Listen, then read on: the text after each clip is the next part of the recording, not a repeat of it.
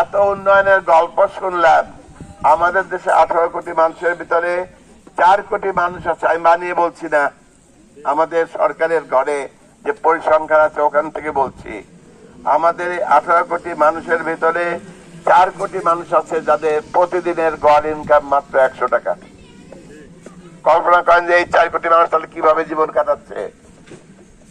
আর আমরা উন্নয়নের গল্প করলাম মাইকে, তারপরে টেলিভিশনের পর্দায় উন্নয়নের গল্প করলাম, আর আমার রাজ ভান্ডার খালি করে দিয়ে গেলাম, আমাদেরকে $100 বিলিয়ন ধারের উপরে রেখে গেলাম।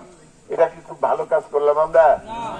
এখান থেকে যদি ফিরে আসতে হয় তাহলে আমাদের শান্তিপূর্ণ ভাবে এই রাষ্ট্র পরিচালনার দায়িত্বে যারা থাকেন, এই পলিটিক্যাল নেতৃত্ব, এটা পরিবর্তন করার একেবারে গ্রাম থেকে একেবারে সচিবালয় পর্যন্ত, সংসদ ভবন পর্যন্ত এই পরিবর্তনটা করে হলো জনগণ।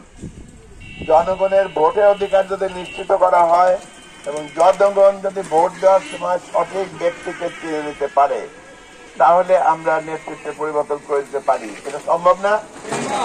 এখানে কোনো মারামারি নাই, এখানে কোনো মারামারি নাই, কোনো রক্তপাত নাই, কোনো জোর জুলুম নাই। আমরা এই সততার সাথে সুন্দর নির্বাচনের মাধ্যমে সৎ ব্যক্তিকে রাষ্ট্র ক্ষমতায় দিতে রাজি আছে কিনা?